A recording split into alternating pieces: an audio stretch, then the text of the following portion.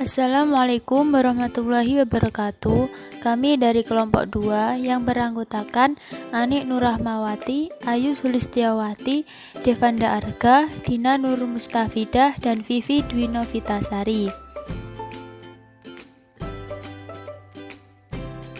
Kami akan menyampaikan materi mengenai gejala perasaan atau afeksi. Yang pertama yaitu pengertian perasaan atau afeksi.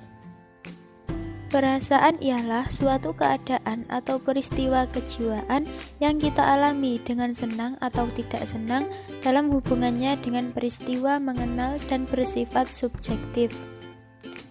Karena adanya sifat subjektif pada perasaan inilah, maka gejala perasaan tidak dapat disamakan dengan gejala mengenal, tidak dapat disamakan juga dengan pengamatan, pikiran, dan sebagainya. Perasaan hanya bersandar pada hal-hal yang ada berdasarkan pada kenyataan.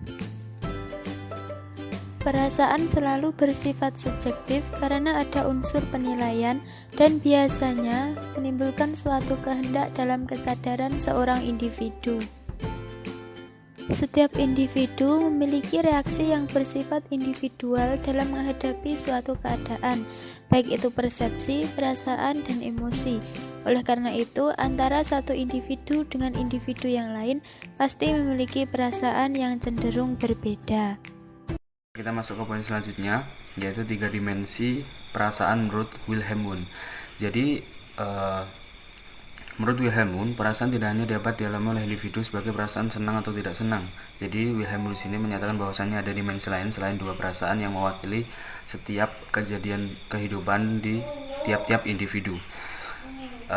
Dimensi yang pertama yaitu dimensi yang menyatakan bahwasanya seorang individu itu hanya memasuki dimensi perasaan senang ataupun tidak senang.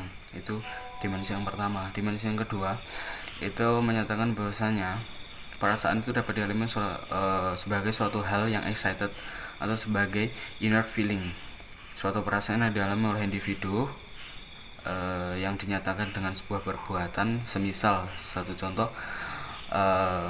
seorang individu mendapatkan penghargaan atau menerima uang banyak, itu dia akan memunculkan sebuah ekspresi gerakan seperti menari-nari atau bernyanyi karena menyatakan perasaan senangnya. Tapi ada kebalikan dari situ, yaitu ketika seorang individu itu mendapatkan penghargaan atau uang banyak dan lain sebagainya, itu dia tidak memunculkan sebuah ekspresi gerakan yang menyatakan perasaannya itu sedang senang maupun susah.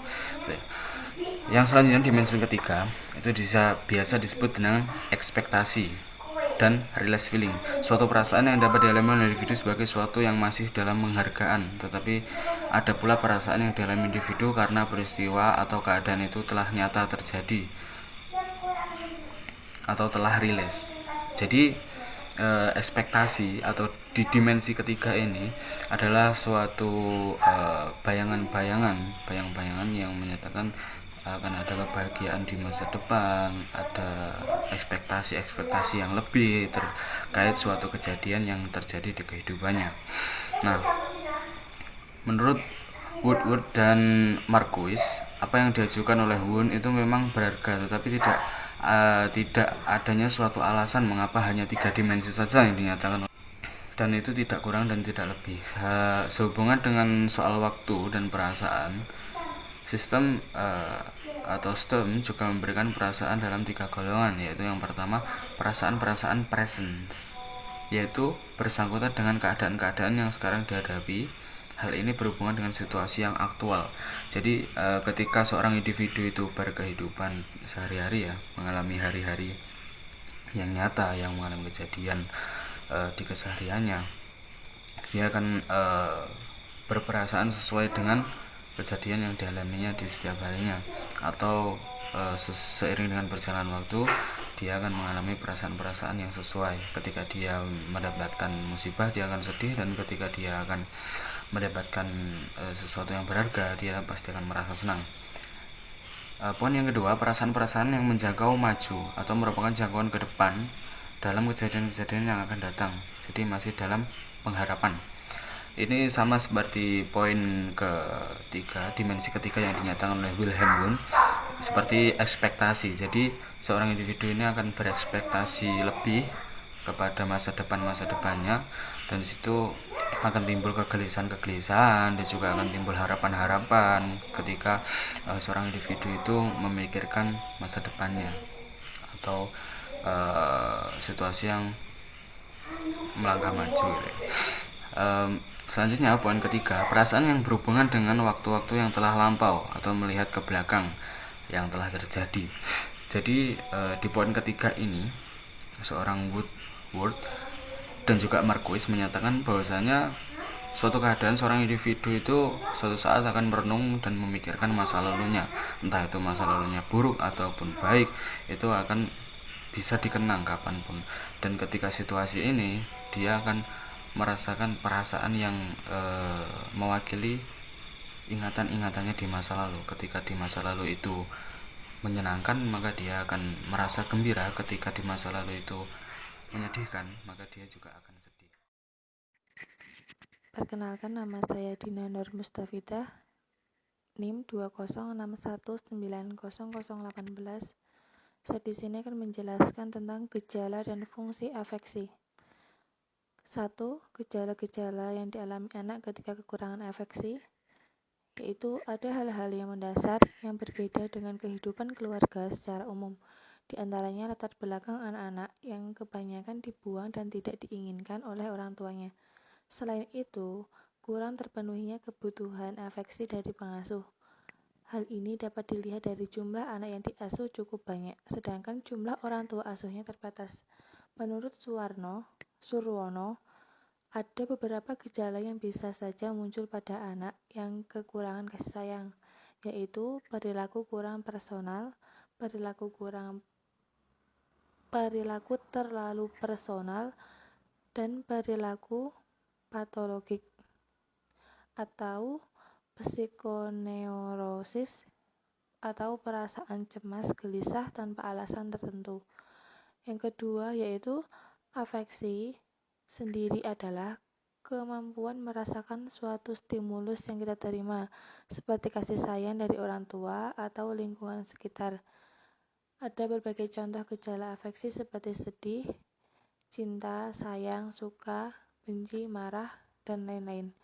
Adapun fungsi dari afeksi sendiri adalah kebutuhan afeksi dari orang tua dapat mengurangi kesempatan memiliki hubungan negatif dengan teman sebaya yang kemudian menyebabkan remaja melakukan perilaku kenakalan, dan keluarga yang dapat melakukan fungsi atau perannya dengan baik seperti fungsi dalam pemenuhan kebutuhan afeksi pada anak. Dapat diketahui bahwa anak yang kebutuhan afeksinya kurang cenderung akan melakukan hal-hal negatif untuk memenuhi apa yang tidak ia dapatkan. Sebaliknya, jika anak merasa kebutuhannya afeksinya terpenuhi, mereka tidak akan melakukan hal-hal yang negatif.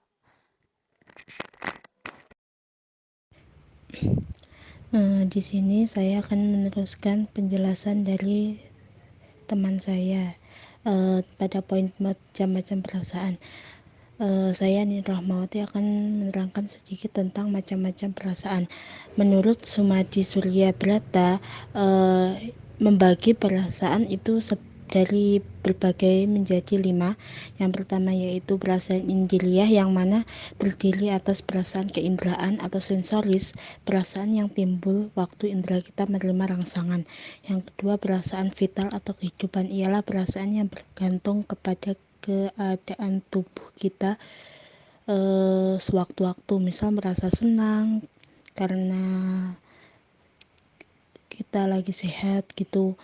Terus selanjutnya yaitu perasaan tangkapan, merupakan perasaan yang menggiringi apabila kita menanggap sesuatu atau keadaan. Misalnya seseorang prajurit itu merasa senang kalau ia ingat betapa sang saka berkibar dengan megah.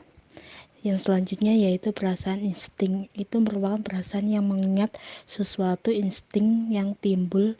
Misalnya kita akan merasa senang kalau pada saat makan, di meja yang selalu berhidangan makanan yang selalu bergantian.